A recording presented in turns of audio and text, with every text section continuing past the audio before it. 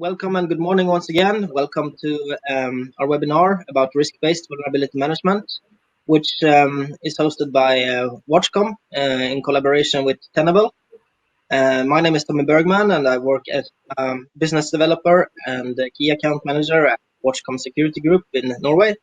And the person that will presenting this very exciting and interesting team is Adam Salame from Tenable.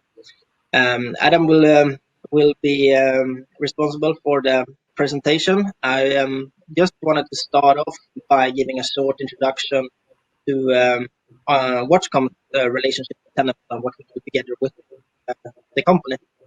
So Watchcom has been providing vulnerability management as a service for many years now, actually, and have been working very closely together with Tenable in delivering that service that delivered from our managed services team here in Oslo.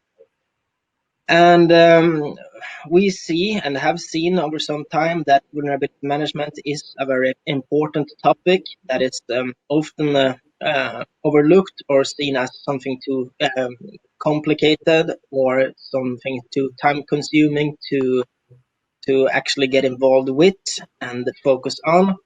And the reason for that has traditionally been that it's hard to differentiate between what really is a risk and what can be considered a low-risk vulnerability, so to speak.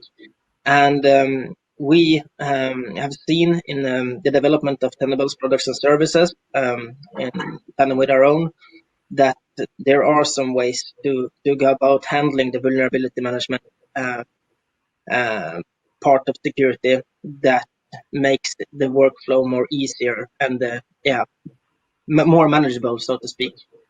So we will follow up this webinar in a couple of weeks with a webinar where our own managed services guys will tell a little bit more about our service. So this webinar is more of an introduction to how Tenable's risk-based vulnerability management approach looks like, and our webinar in the upcoming weeks will be more about how our service works. So yeah, that's the introduction from me, and I'll let you take over from there, Adam. Thank you, Tommy. Thank you. So my name is Adam, and I'm a security engineer from Tenable, and I've got the opportunity today to present how we are going to evolve to a risk-based vulnerability management solution.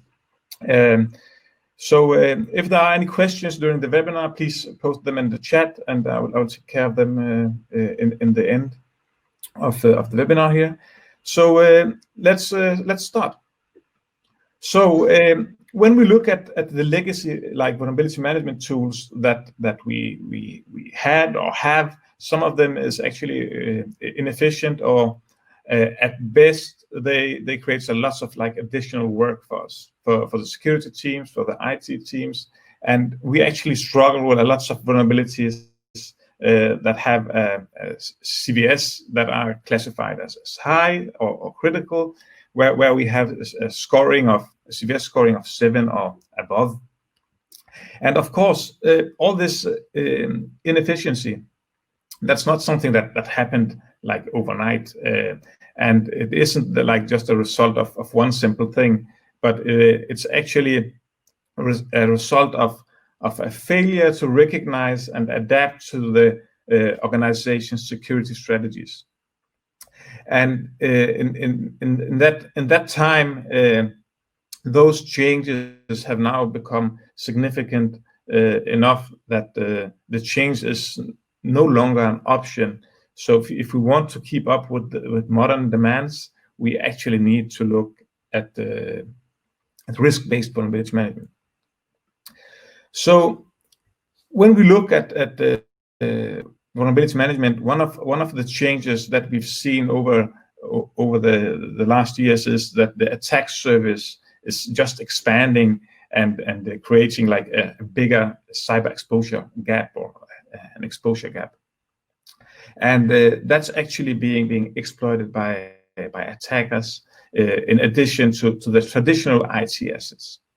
So the modern attack surface, as you see on this slide, requires us to consider vulnerabilities in the cloud, in OT environments, like surveillance cameras, and so on. So we have a lots of IP-based assets. So the whole problem is normally when we are scanning with legacy vulnerability management solutions, we have been very limited to scan like traditional IT environments. So cloud and OT assets like operational technologies remain invisible for us. Okay, so it's all about how to get visibility of all the assets on our infrastructure, and that actually the low visibility leads to like an abundance in the easily exploitable vulnerabilities that are available for lots of threat actors, attack approaches, and it is having a major business impact, impacting like all of our structure. And some of those attacks, as we know, is highly skilled, and they are very targeted, and very often they're leveraging a zero-day vulnerability. And that normally happens through like known issues against the assets we have on our infrastructure, where appropriate controls or not are taken, or they are poorly deployed, or there are not deployed any controls on our infrastructure at all with those assets. Okay, so that's also supported by the number of new vulnerabilities that are growing, and we see like the number of vulnerabilities that are discovered each year has dramatically increased over the past 3 years. As we see, if we look at the 2017, the average number nearly tripled from any prior years. So we have more vulnerabilities to deal with now than at any time in the past. So that's something that we need to have in mind. So the more vulnerabilities that are found out there, the more resources we normally need in legacy systems. So more importantly is not only like the vulnerabilities that are found. We also see like the CVS scoring is very often used as a method to prioritize remediation, and that's actually a method that are sometimes ineffective, because CVS is risk unaware, since most CVS scores are assigned within 2 weeks of vulnerability discovery, and the score itself only employs a theoretical view of the risk of a vulnerability that potentially can be introduced into our infrastructure. So that actually leads our security teams to waste the majority of their scarce time chasing after the wrong issues, while missing many of the most critical vulnerabilities that pose the greatest risk to the business.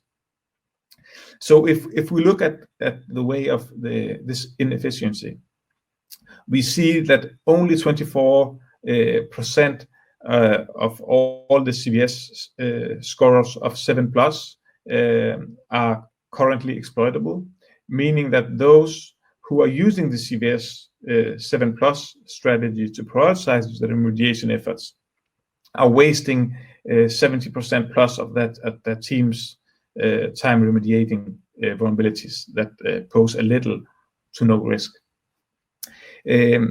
So that means that we also see that there are nearly as many exploitable CVEs with a CVS base score between 4 and 6. And that's actually very interesting, because that's more than 11,000 CVs that are exploitable out there.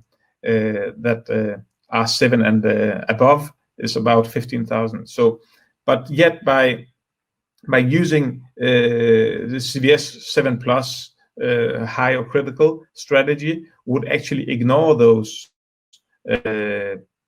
exploitables that are available out there. And that's actually where Tenable can help out. I will come to that later. So all this that I just mentioned actually leads us to the fundamental data problem like facing the security teams today, and that's simply by having far too many vulnerabilities in the environment that the IT team possibly can't handle because they have scarce resources internally. They have so many other tasks to do on a daily basis. And that's actually the harsh reality of the IT the teams today. But the good news is, of course, that's why I'm here, that they don't have to.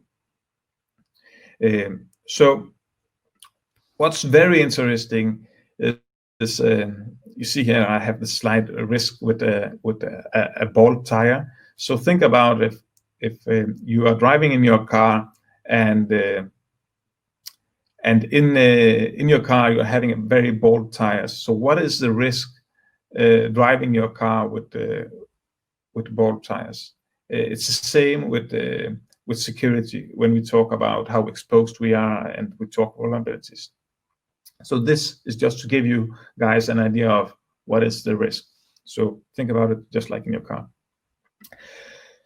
So the whole risk-based approach is all about taking the appropriate controls for the worst vulnerabilities on the infrastructure, and specifically those that are targeting the business's most critical areas or most critical assets.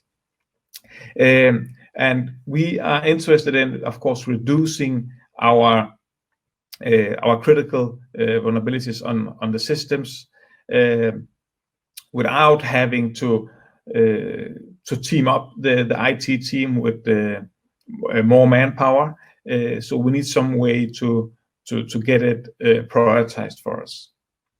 And that's actually something that McKinsey is mentioning with this short slide here as well.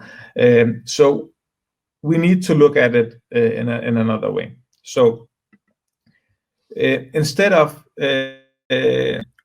normally, lots of us is normally very reactive, and we want to move from the highly reactive vulnerability management program, which is very often interrupt driven and lots of errors, to being more proactive and strategic.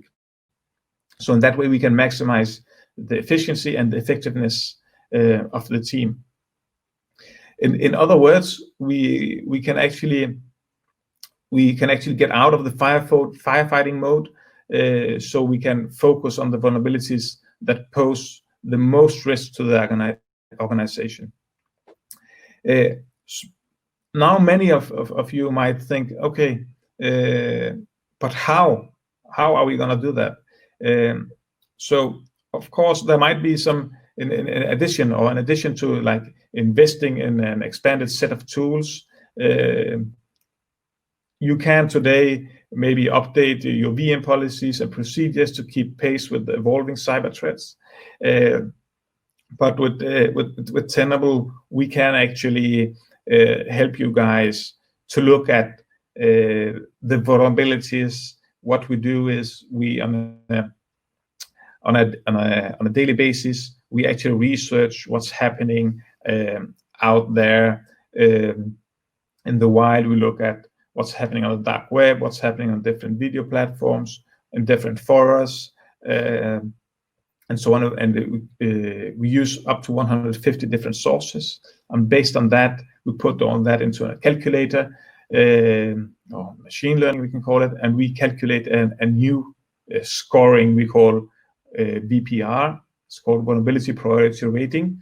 And we look at how big is the possibility that a vulnerability is going to be exploited within the next 28 days.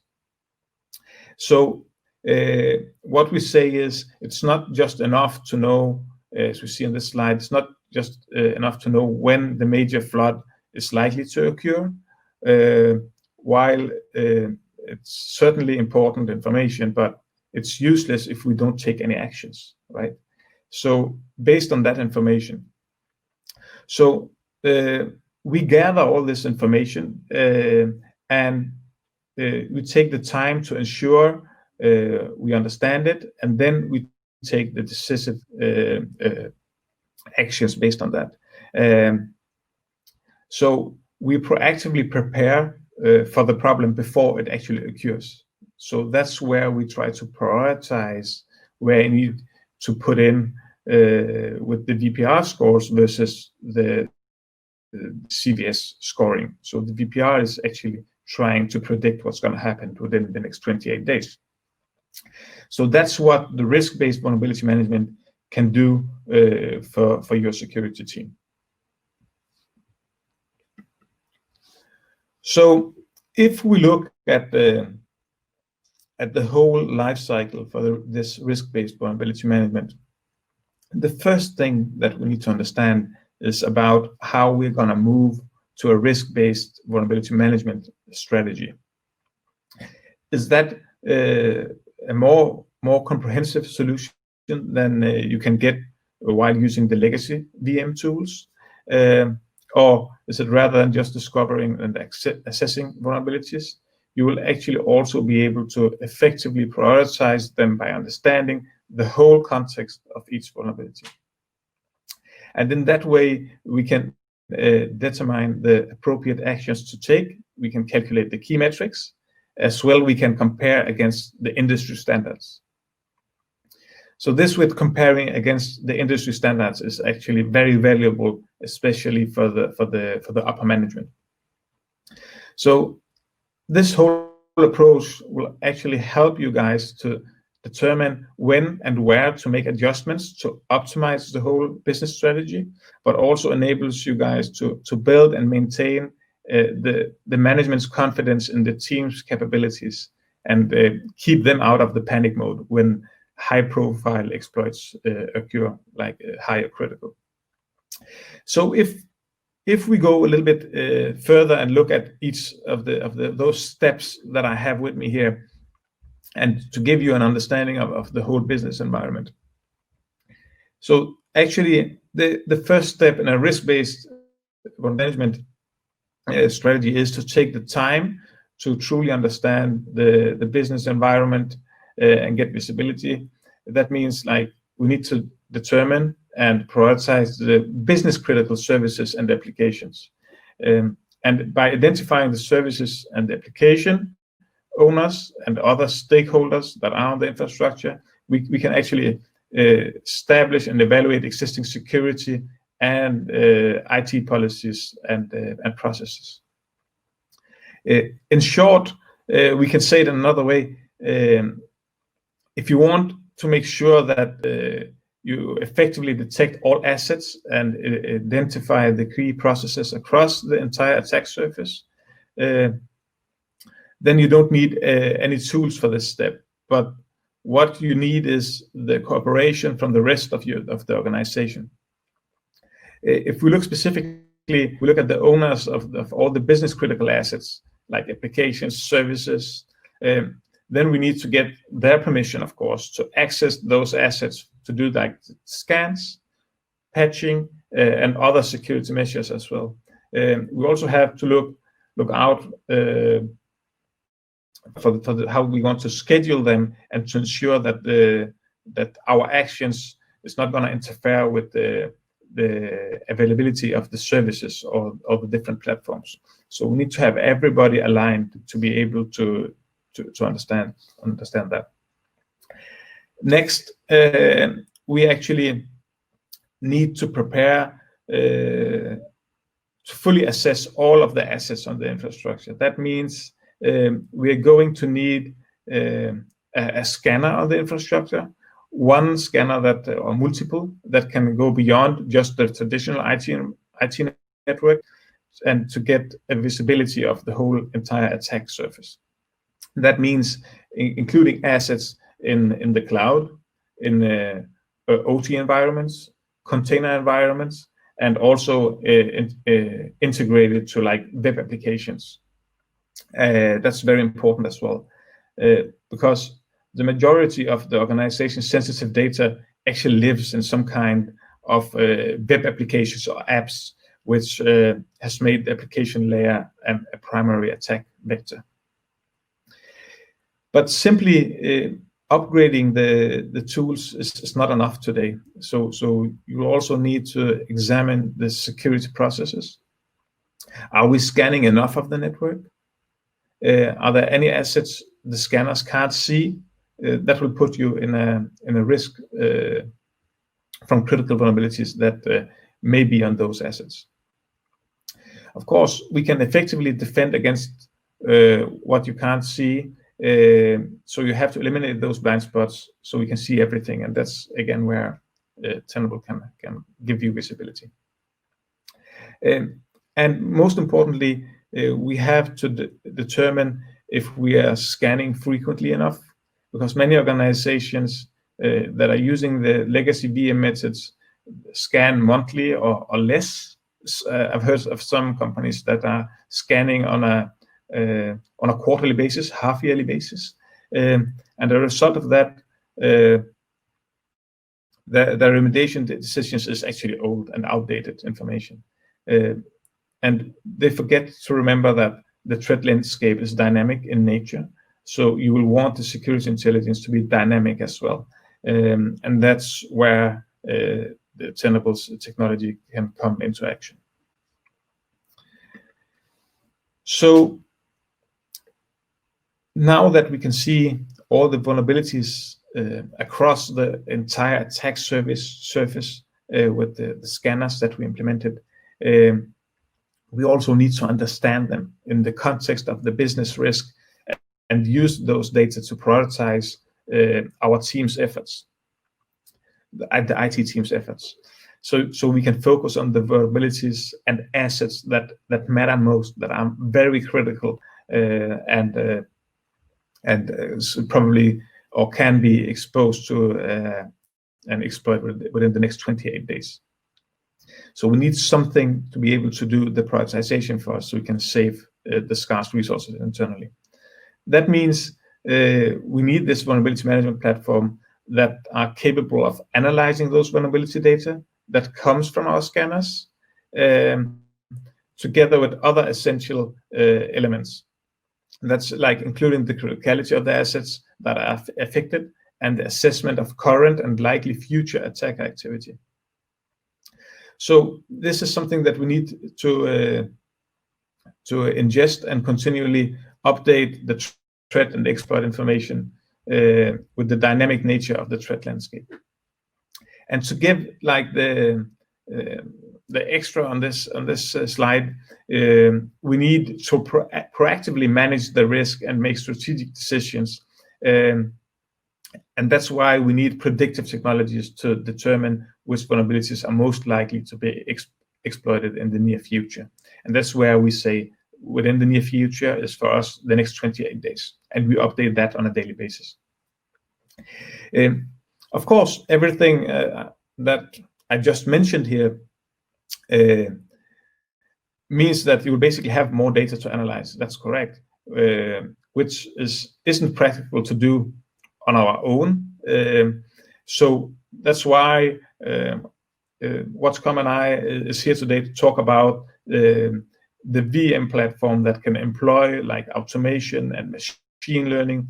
So it's going to be capable for you guys to render all this information and do the accurate decision in seconds. So the whole potential weakness in the infrastructure you have today, and you need to address those issues to ensure that the whole assessment that are done works well for each asset to minimize the disruptions to the business while achieving reasonable service level agreements. So that's actually tied to the work we do in steps. So when you look at the time to understand the business environment and establish the agreements on the patches, your service level agreements is meaningless if the cost to the business is greater than the benefit of the fix. We actually very often see lots of bigger companies in the media that have been hacked somehow on the infrastructure, either because of the lack of a VM platform, or simply not being able to have a look at the risk-based approach to vulnerability management. So once we've determined the vulnerabilities of the highest priority, we want the vulnerability management platform to tightly integrate with, for example, ticketing systems, so we can send tickets directly to the IT from the VM platform. Like it's pre-populated with the information. They'll need to understand what to fix, how to fix it, and why it's a priority. And this whole auto-ticketing capabilities will further streamline the effort and maximize the efficiency of the entire process internally in your organization.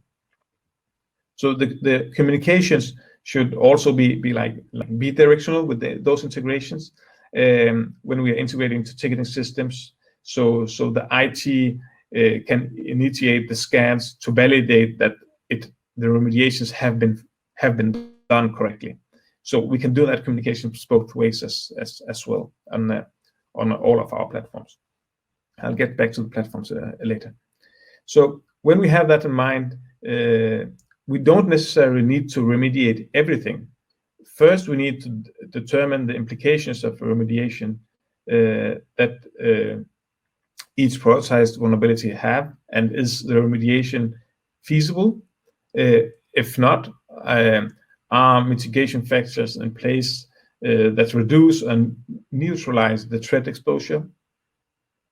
Or can we afford to simply accept the risk and take no action at all? So that's, again, it's a balance, but this risk acceptance may be appropriate if the vulnerability is on a non-critical asset, or it may be necessary if the remediation runs the risk of breaking critical processes that are running on the asset. Could also be like one of those assets is outdated, no more patches is available for that. I know that there are lots of assets on OT environments, development environments that are so old that they're running on a Windows 98 and no more patches is available for those machines. So that's, again, a balance. Do we need to put them in an air-gapped environment, or where do they need to be placed? Can we live with that?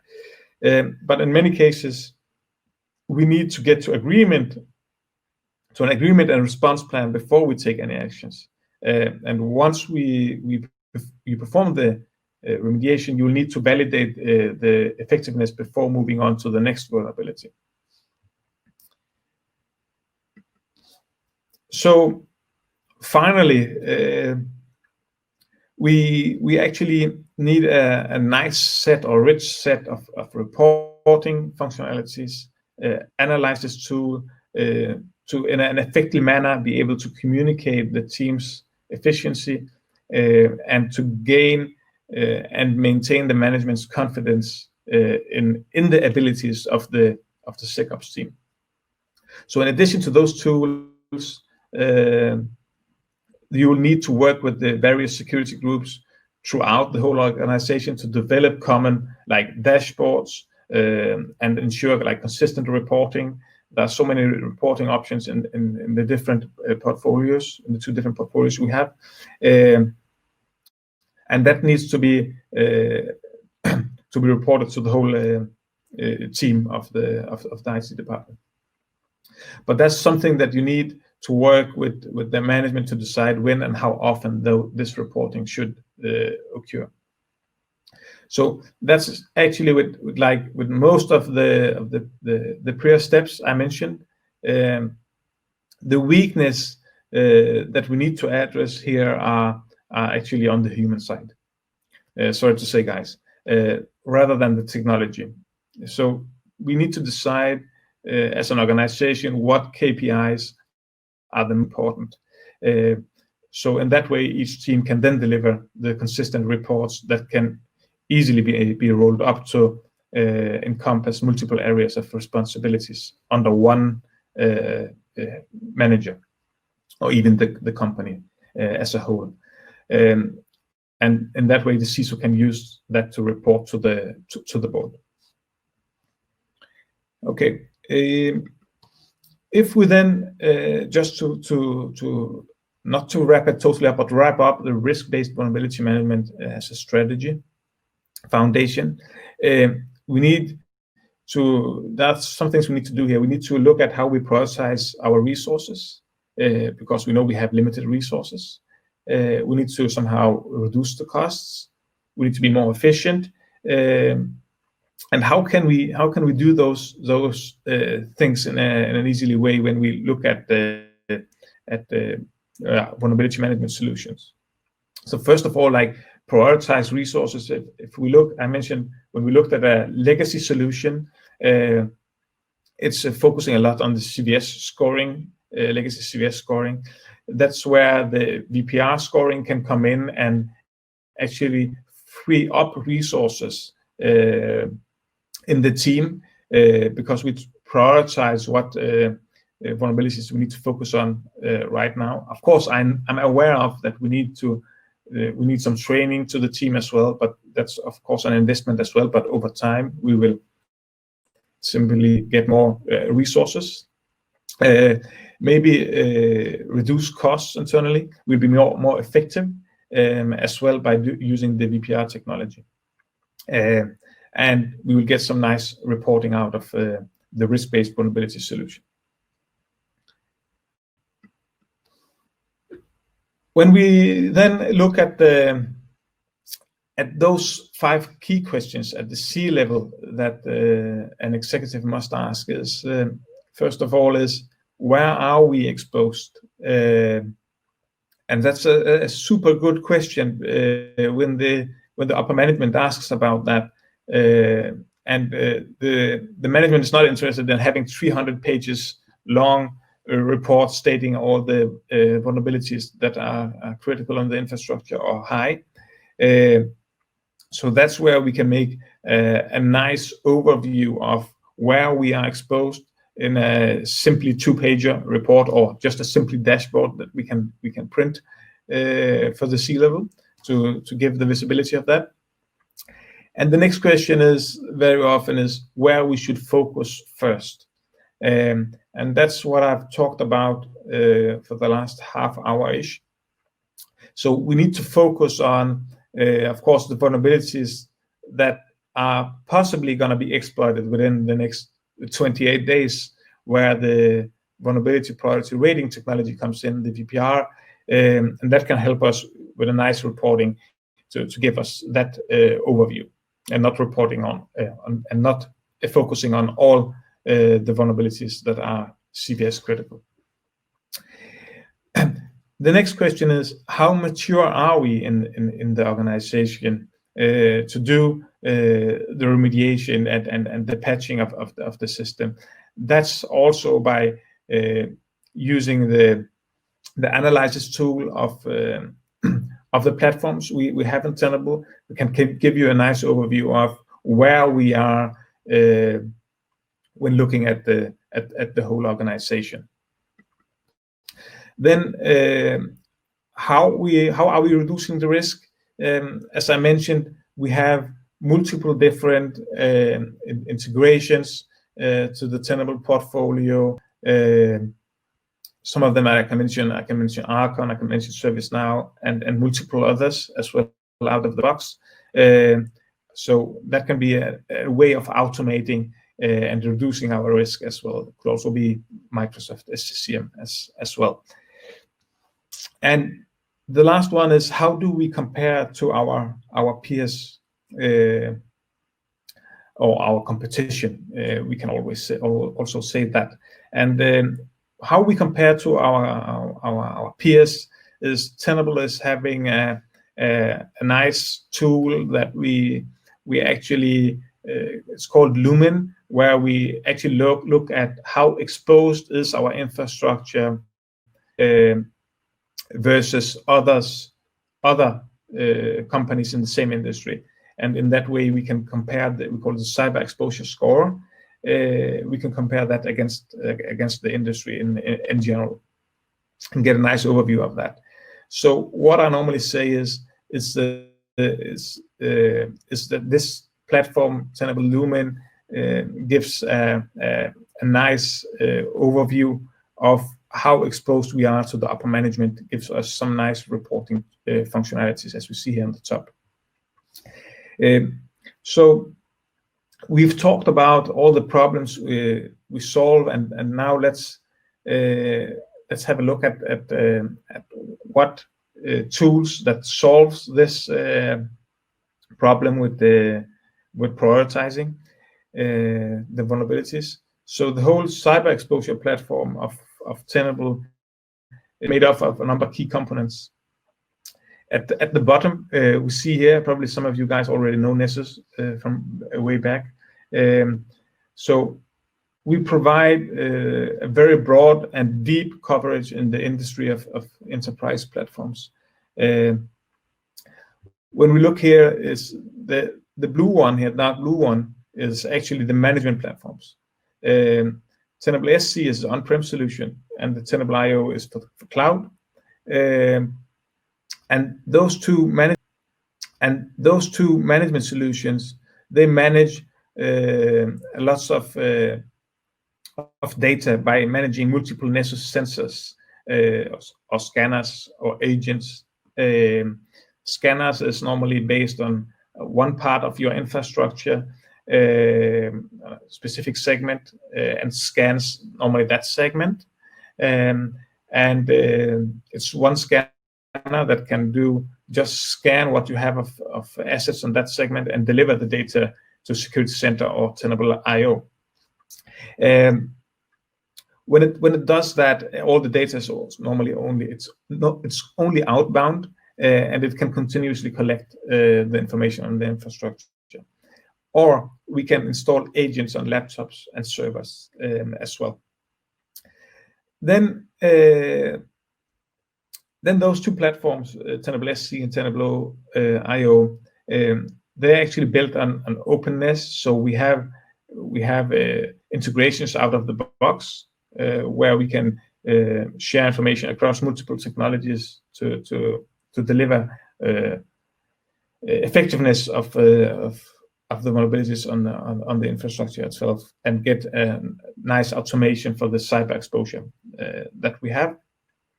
And it's actually created to allow continued innovation across modern computing into the future. So we also, with those two platforms, support like operational technology, container security, if that's something we want to look at, like images, Docker and Jenkins, and then web applications as well. And also PCI compliance as well. Those two platforms that can get all the information out of the three things down here, those two platforms can work together. So Security Center, which is the on-prem solution, can actually use the Tenable IO cloud solution as an external scanner to be able to scan like everything that are public facing, but you're still having one management platform. And both platforms support this vulnerability priority rating, VPR scoring, that we have to be able to reduce our risk, save resources, and free up resources internally. As you see, Tenable Lumen supports both platforms. There are connectors to both platforms, and Tenable Lumen is actually a nice tool set that I very often like to present for upper management if I have meetings with those, to give them basically a one-pager, say this is how exposed we are on our infrastructure, this is versus other organizations in the same industry we are in, but this is also how different business units of our own organizations is performing versus each other. So you can compare against the outside world, and you can also compare internally in the organization that you have internally. It can be business units you can compare against. You can compare against OSs. You can compare against applications that you have installed on different systems. And in that way, you can get the comparison internally, and you can also get the comparison against the industry, how you're performing. and that's a very, very useful tool as well. Okay, that was my words. All right, thank you very much, Adam. If any of the attendees would like to know more or test out the products, can you, for example, have a demo of the product, or what can we provide in terms of testing and more information? Yeah, so we can, of course, always support you guys with a demo, otherwise a demo, a presentation, 1 hour demo of the system. We can also support you with a trial account. If it's to the cloud, you can sign up to a cloud trial version, and that can be ready normally within 24 hours. You can have access to the Tenable IO cloud solution and test all the functionalities we have on that. That means like vulnerability management. You can test our web application, the container security as well, and you can basically do a test against your all your public-facing IPs without the need of installing any scanners on your infrastructure, just to scan all the public-facing. You can do that out of the box with Tenable IO. If you want a trial for that, I can be sure that Watchcom sends out a link to be able to sign up for that trial. We can also always do a trial, a proof of concept on the Tenable SC, the on-prem solution as well, if needed. So just reach out to Tommy, and I will help you guys to do that. All right, perfect. Thank you very much, Adam. I'll send my contact details in the chat if anyone is interested in receiving more information or demo or anything, and we will also follow up with make sure to follow up with a link, just as Adam mentioned, to all the attendees of the webinar tomorrow. So if there aren't any questions, and as far as I can see, there haven't come anything into the chat, I would just like to say thank you to you, Adam, for your excellent presentation, and to all the attendees. So thank you very much, and hopefully we'll see you again in a couple of weeks when we have our follow-up webinar. All right, thank you. Bye-bye. Thank you. Bye.